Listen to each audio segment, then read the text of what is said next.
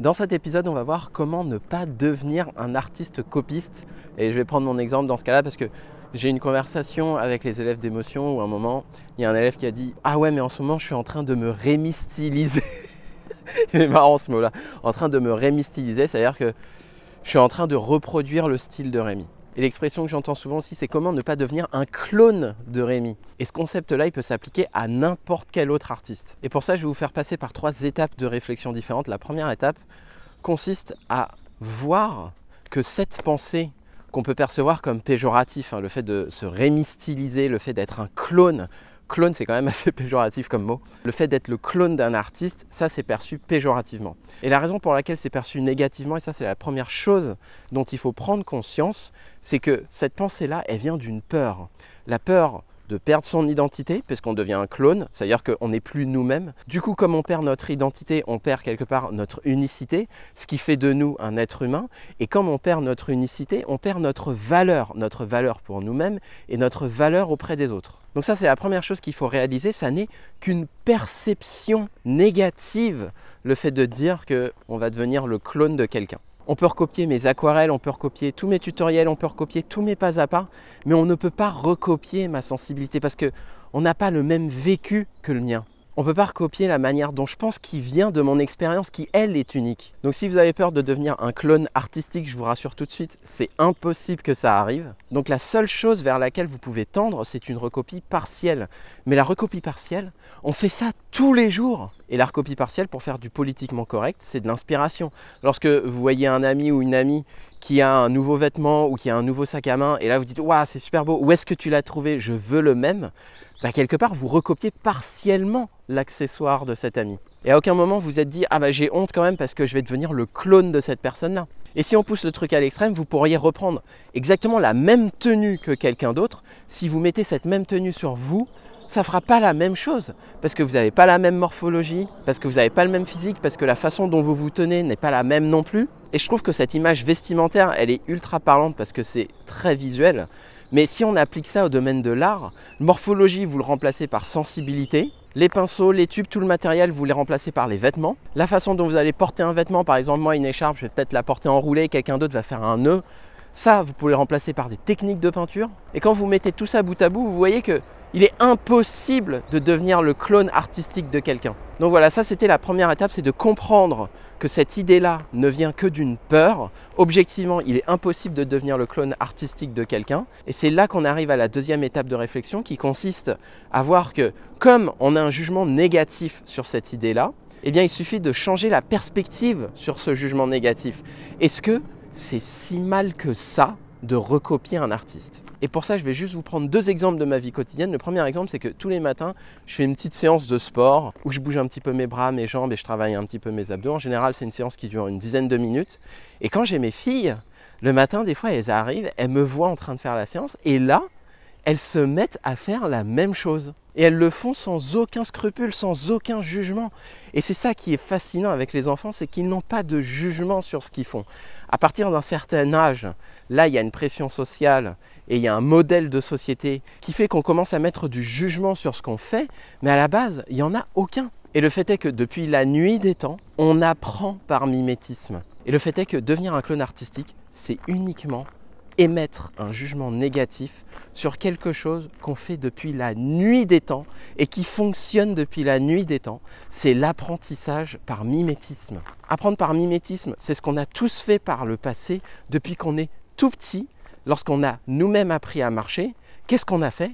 On a observé nos parents. On a regardé comment ils faisaient. Et ça de manière inconsciente. Et à aucun moment on s'est dit « Ah mais attends, moi je veux apprendre à marcher dans mon coin, je veux développer ma propre technique. Je veux être le clone de personne, ni de papa, ni de maman. Et même si je mets 10 ans pour apprendre à marcher, au moins ça sera mon truc à moi. » À aucun moment on s'est dit ça. Et le problème c'est que si vous, à un moment, vous avez la pensée que « Ah ouais mais si je fais les formations de Rémi, si je le suis sur YouTube, si je l'écoute dans ses podcasts, j'ai peur de devenir son clone. » À ce moment-là, ça veut juste dire une chose, c'est que vous émettez un jugement négatif et donc, à partir du moment où vous jugez quelque chose, vous vous coupez de toutes les possibilités de cet apprentissage par mimétisme qui, à fonctionner depuis la nuit des temps. C'est une des meilleures techniques d'apprentissage. Et le deuxième exemple que je voulais mentionner dans cette deuxième étape de réflexion, c'est que lorsque je fais des lives dans ma formation Révélation, où là j'enseigne mon système de peinture avec les 7 techniques que j'utilise tout le temps, eh bien j'essaye de reproduire l'aquarelle d'un autre artiste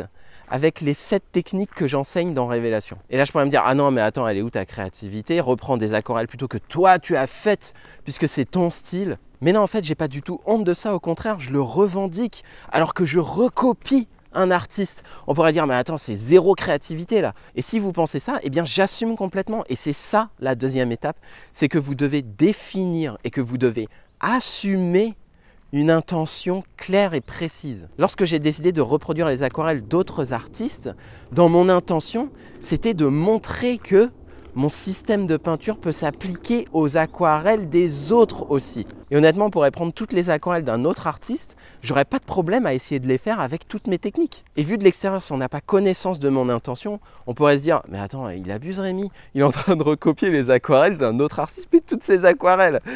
Et dans ces moments-là, on peut effectivement être accusé de plagiat, on peut être accusé de recopier un autre artiste, mais si dans votre intention, vous êtes ultra clair, et que vous assumez cette intention, il n'y a pas de problème. Moi, je peux m'en prendre plein la gueule sur le fait que, mais attends, tu recopies les autres artistes, etc. Je dis, ouais, ok, je recopie les autres artistes, mais attention, dans mon intention, c'est dans un but pédagogique. Donc voilà, ça c'était la deuxième étape, devenir le clone de quelqu'un.